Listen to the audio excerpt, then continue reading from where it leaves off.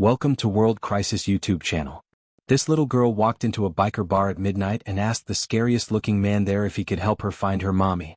Every leather-clad rider in that smoke-filled room went dead silent as this tiny child in pajamas covered in Disney princesses stood in the doorway, tears streaming down her face, looking at 30 rough bikers like they were her last hope.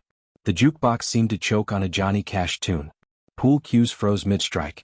She walked straight to Snake, the 6'4" president of the Iron Wolves MC with a face full of scars and arms like tree trunks, tugged on his leather vest, and said the words that would mobilize an entire motorcycle club and expose the darkest secret in our town.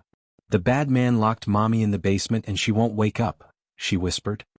"He said if I told anyone he'd hurt my baby brother.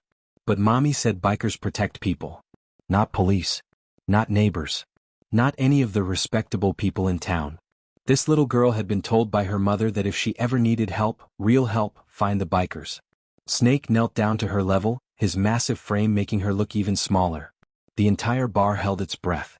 "What's your name, princess?" he asked, his voice a low rumble, gentler than any of us had ever heard it. "Emma," she said, then added something that made every biker in that room reach for their phones. "The bad man is a policeman. That's why mommy said only find bikers." The air turned electric. A cop. Of course. It explained everything. A cop could make a woman and her children disappear, and the whole system would protect him, painting the bikers as the villains. But without a second thought, Snake picked up Emma like she weighed nothing, this terrifying-looking man cradling her like precious cargo. He looked out at the room, his eyes hard as stone. "Brothers," he said, his voice cutting through the silence. "We ride. Hawk, you're on comms, get a location. Patch, get this little one some chocolate milk and find out her address, gently. Razor, you and Diesel create a diversion on the north side of town in 10 minutes. Loud but clean. The rest of you gear up. We're not just finding her mommy. We're bringing this family home."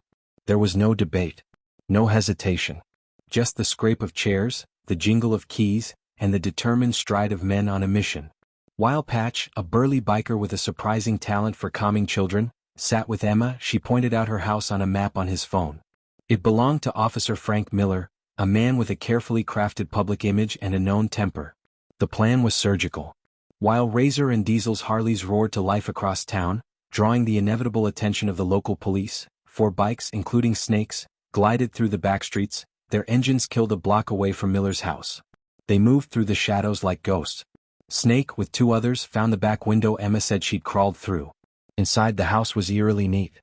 A baby's cry, weak and distressed, led them to an upstairs room where a little boy lay in his crib.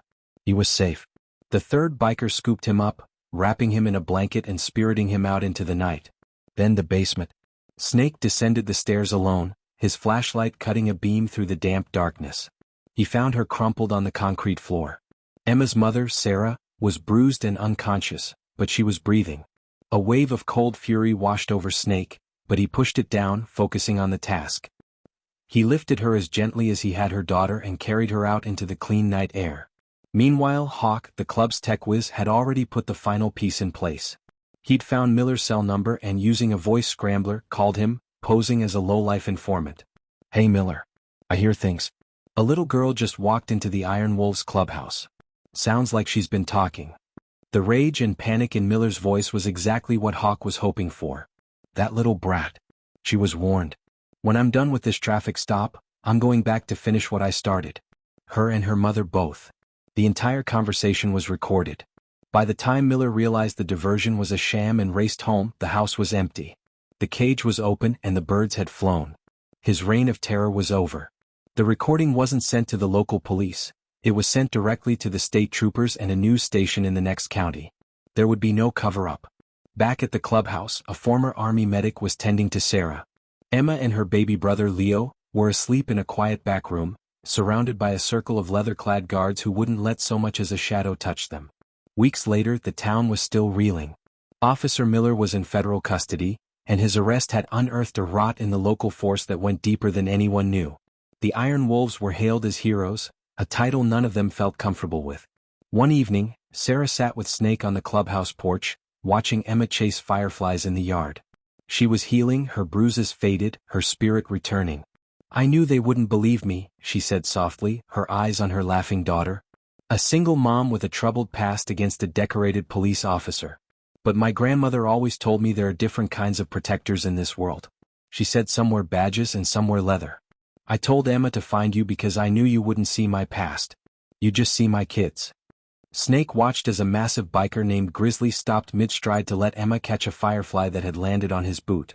"We're not heroes, ma'am," he said, his voice that same low rumble from the night they'd met. "We're just the monsters that other monsters are afraid of." He nodded toward Emma, a rare, small smile touching his scarred lips. "And that little girl of yours? She walked into the darkness and found the right monsters to fight for her. She's the brave one." In the fading light, surrounded by the comforting roar of motorcycles and the scent of gasoline and pine, a broken family had found their guardians. They hadn't just been rescued. They had been welcomed into a pack that would protect them for life. Credit Daily Stories.